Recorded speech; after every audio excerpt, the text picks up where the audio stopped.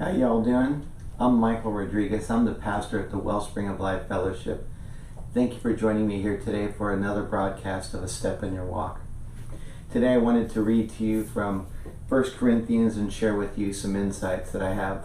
1 Corinthians 9, the end of that. We're going to begin at verse 24, and then we're going to move into chapter 10, and I'm going to read up to about verse 13 in there. These verses were especially important to me because this was part of a study I was doing last night on be strong. We get temptations. God doesn't tempt us. And I've heard these people quote passages from the Bible saying, God will never give you more than you can handle. That's not what this actually says.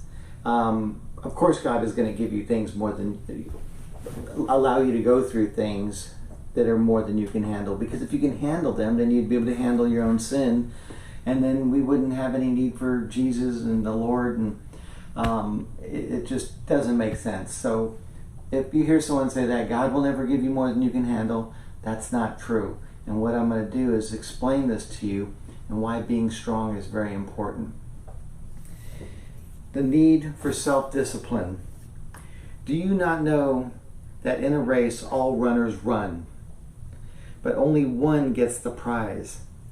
Run in such a way to get the prize. Everyone who competes in the games goes into strict training. They do it to get a crown that will not last. But we do it to get a crown that will last forever. And that's eternity. That's spending eternity with Christ. This is the race that we run. And the part about goes into strict training, that's where we need to read the Bible. We need to get into the Word. How on earth are you going to know what God's will is for your life if you don't read the Word? I mean, so many times we'll pray, and that's awesome. I'm all for that. But God answers us in the Bible. I have several different versions of the Bible here, different languages, Hebrew. I have it in Greek, English, and different versions in English. But that doesn't matter. If you don't open them and read them, you're not going to hear what God is speaking to you, what He's speaking to your heart. So when it says here, everyone who competes in the games goes into strict training. Well, we're running the race. This is our training manual, the Bible. Read it. Read it for yourself. Therefore, I do not run like someone running aimlessly. You're not just like hit and miss here and there. If you don't know what to read, reach out to me. I'll give you a reading plan, something to get you going. It's really pretty simple. It really is. Trust me. And you'll just be amazed the changes in your life that will occur. No, I strike a blow to my body and make it my slave, so that after I have preached to others, I myself will not be disqualified for the prize. And he's saying that, he's being focused. He's reading it. He's being diligent in his efforts, because we really need to know. We need to find out what God's will is for our life. Otherwise, we are being aimless. We're just, reading a verse here, listening to someone there, flipping on the internet or the radio and hearing a pastor preach about something here and there. That's not the same. It's really not the same.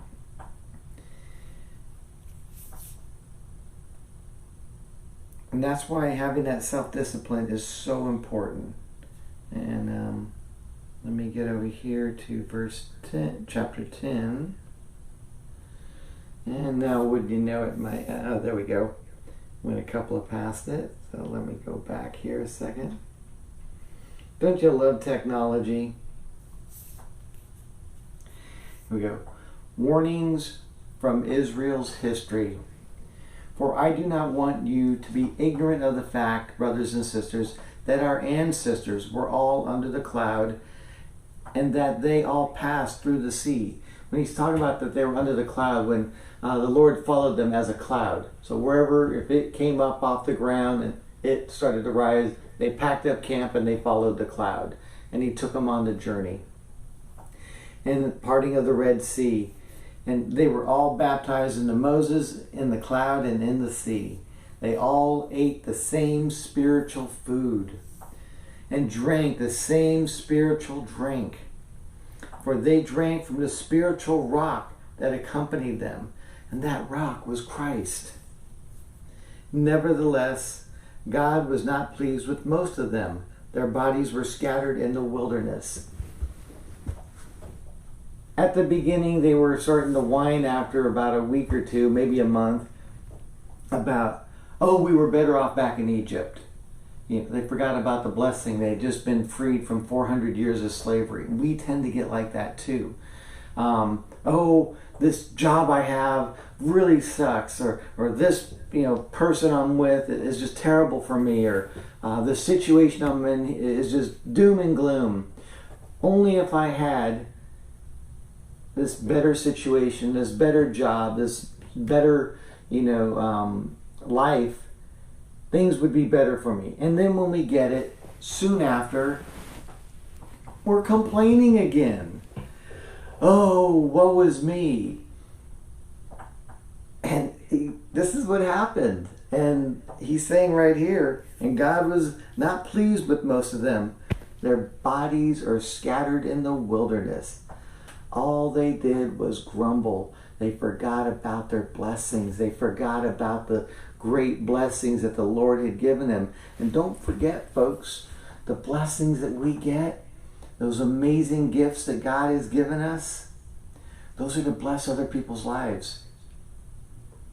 Yes, they're for us too, but to bless other people's lives. And then their gifts are to bless other lives, and we get a blessing from that. That's awesome. But we need to bless other people's lives. We really need to realize the things that God is providing for us. Okay? Please don't forget that. It says, nevertheless, God was not pleased with most of them, and their bodies were scattered in the wilderness. Sad. Very sad. Now these things occurred as examples to keep us from setting our hearts on evil things as they did. Because they got one thing, after a while they were complaining about not having enough food, or any food, and then so God was providing manna. Said, I want you guys to go out and pick enough of it just so that you can eat for that day, because don't try to store it, I'll provide it.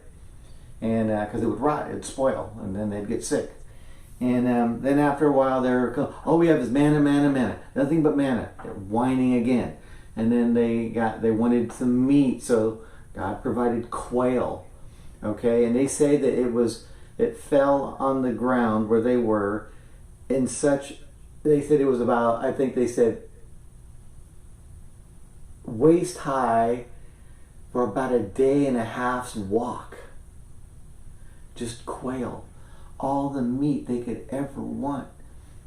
And you guessed it, sure enough, after a short period of time, all we ever have is quail. They were grumbling and whining again. Again, he's saying right here, now these things occurred as examples to keep us from setting our hearts on evil things, as they did.